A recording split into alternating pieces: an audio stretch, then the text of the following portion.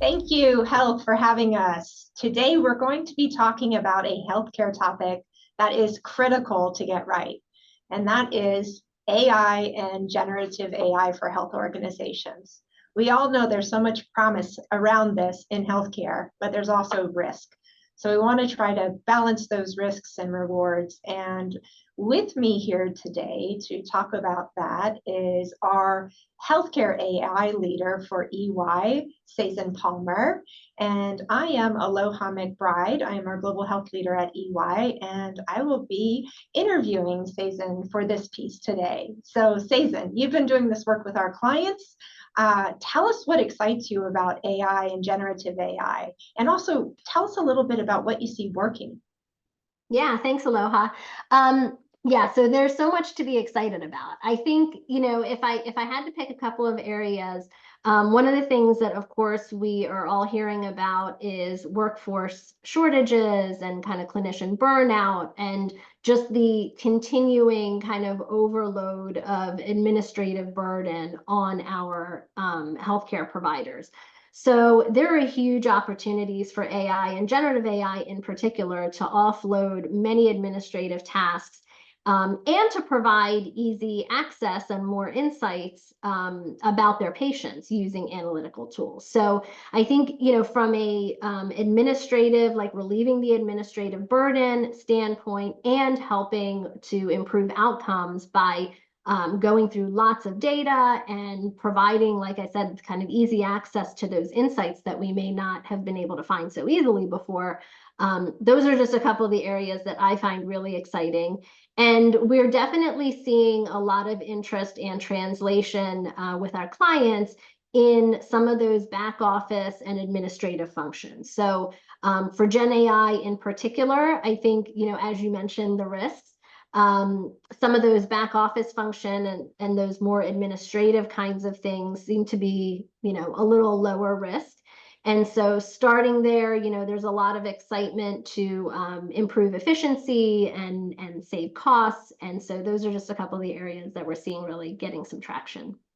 Awesome, and it seems like it's definitely moving quickly. So maybe we can talk a little bit about the foundation that healthcare institutions really need to have in place in order to approach AI in a responsible and ethical and transparent way. As you all may know, we did a recent survey with healthcare CEOs a few months ago, and unfortunately, only 36% of those CEOs stated that they had actually assessed how to effectively govern the risks associated with AI. Sezin, does this kind of match what you're seeing out in the market? Yeah, absolutely. And, there's a really broad spectrum actually of where our, healthcare providers and payers are falling in terms of, some of them are really out ahead. They've not only thought about how to govern the risks associated with AI, but they've established programs to create that, oversight and monitoring. We recently did an assessment for a client, helping them understand how well they were governing their AI development efforts. But many more are still struggling with where to start. They see the immense opportunities that AI and generative AI have presented. And really the emergence of generative AI has exploded on the scene because it's so accessible. So you don't, development is no longer limited to like this small group of data scientists or a particular part of the organization. Everybody can use it. Lots of people can develop it and develop prompts and figure out what to do with it. So it really sort of makes it even more important that organizations get a good handle on how to deal with access and controls and policies around it. So that's definitely like one big part of it. The other, I'll say foundational area, since you use that term, that I think is really important is also around sort of data maturity and how organizations look at data.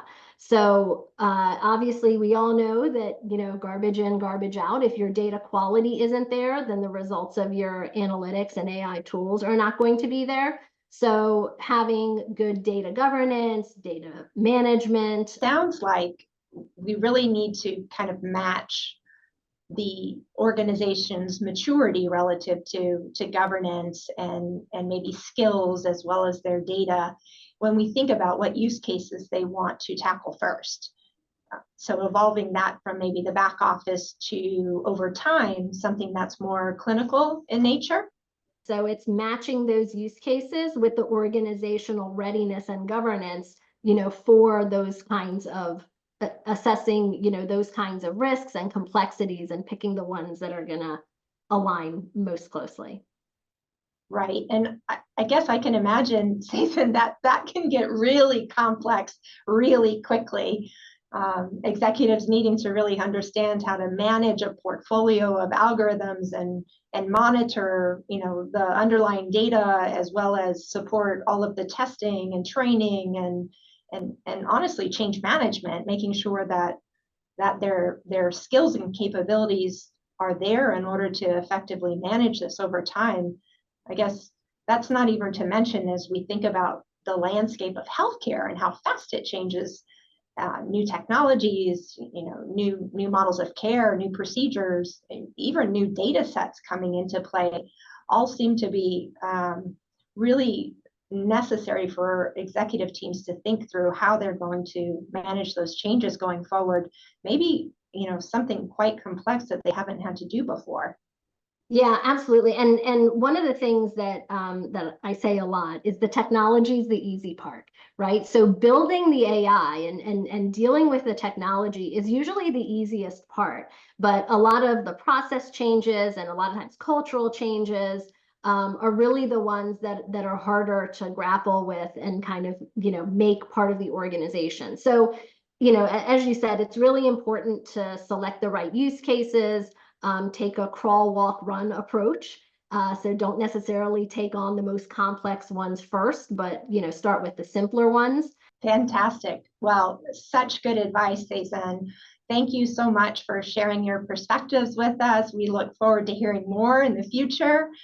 Thank you so much to Health and our viewers, and we hope to see you all soon. Thank you.